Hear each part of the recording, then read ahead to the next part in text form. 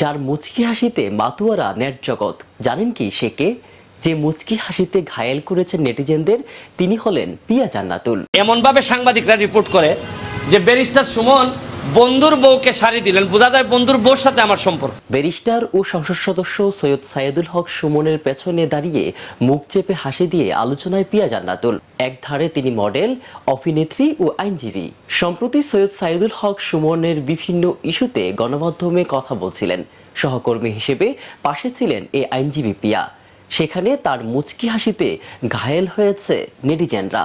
Video ক্লিপটি নিয়ে বানানো হচ্ছে রিলস, মিম সহ বিভিন্ন ভিডিও। যাকে নিয়ে এত হইচই, তার কানেও গিয়েছে বিষয়টি। গণমাধ্যমে দেয়া এক প্রতিক্রিয়ায় অভিনেত্রী বলেন তিনি স্রোতে ঘা ভাসাচ্ছেন না, কারণ তিনি বুঝেন যারা 2 সেকেন্ডে উপরে উঠাতে পারে তারা পরে 1 সেকেন্ডেই নামিয়ে ফেলতে পারে। এমন কথাই বললেন জান্নাতুল পিয়া। এ প্রসঙ্গে পিয়া আরও বলেন তিনি বুঝতে পেরেছেন যারা কন্টেন্ট বা রিলস তৈরি করছেন বেশিরভাগই তরুণ যুবক। তাদের আসলে জীবনে এখনো অনেক কিছু দেখার বাকি আছে। আসলে এগুলো ট্রেন্ডের মাধ্যমে যাচ্ছে।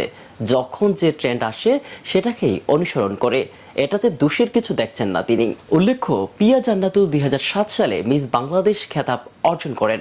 এরপর কর্মজীবনে শুরু করেন র্যাম্প মডেলিং এর মাধ্যমে 2008 সালে। 2011 সালে দক্ষিণ কোরিয়ায় আয়োজিত ওয়ার্ল্ড মিস ইউনিভার্সিটি শিরোপা অর্জন করেন।